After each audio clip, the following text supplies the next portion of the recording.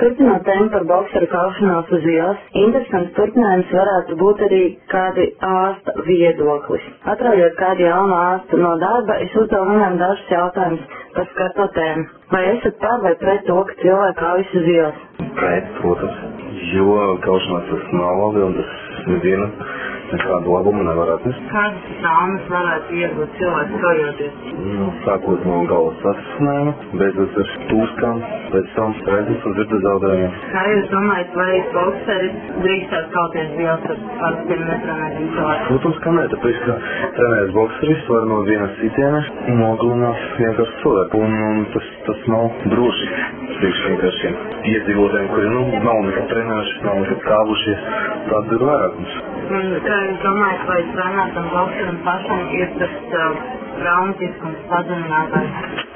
Protams, tāpēc, ka tie sitieniem arī pierod, un arī smadzenes adaptējas priekš tā, un kad tu dabūji piekto sitienu, tad tu jau viņu mazāk traumēs būs.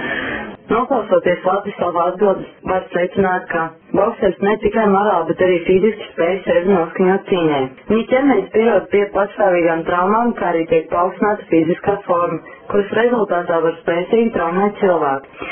Lai pilnīgi izprastu šīs tēmas situāciju, es nointervēju dažus jauniešus. Kāpēc jūs prāt cilvēku kaujas uz ielas? Viņam noteikti ir kāds iemesls tam, bet es biju uz Zimanta Ziedoņa un Izsmaņa Rīgas teātra izrādē, un tur pats tā kā Ziedonis stāstīja, ka viņi to puiši, viņi to darīja vienkārši tāpatās. Viņi gāja kaut kur un tagad kaujamies negatīvas emocijas. Tad, kā jūs domājat, vai profesionāls boksers drīkstētu kauties uz ielas? Es domāju, nē, tas ir viņas sporta veids. Man šķiet, ja viņi būtu nokļūst kādā situācijā, ka viņiem sevi ir jāizsargā, viņam ir tāds prioritāts, ka viņš ir bokseris, bet lai vienkārši parādītu to, ka viņš ir un uz ko viņš ir spējīgs, manuprāt, nē, jo tomēr sportā ir tā kultūra, ka, tu to izmanto savā ringā.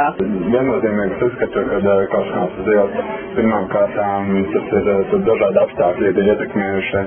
Es domāju, ka tas ir ne tikai attiecīgs, teiksim, no paša cilvēka individualitātes, bet arī, teiksim, no apkārtējiem apstākļiem, respektīvi ir, teiksim, ekonomiski ir apstākļi, teiksim, ģimenes sociāli, kas ir ietekmē, un, piemēram, ja skatāmies Latvijā, teiksim, cilvēki ir ļoti agresīvi, cilvēki mēģina, teiksim, savu pierādīt kaut kādā veidā un, teiksim, apliecināt, izrādīt tādas dusmas, kas viņā sakrājas, un līdz ar to viņš, teiksim, izrādīs, teiksim, to pēc sabiedrību, vai viņš, teiksim, sociālās tīklos, vai arī viņš vienkārši uz ielas, kad viņš ir alkohola reibumā, viņš, teiksim, savas antipātijas vai dusmas, teiksim, izrādās. Tas ir ļoti viens no argumentiem, ko es domāju, kāpēc tā ir. Vai profesionāli bokseri drīkstētu kauties uz ielas?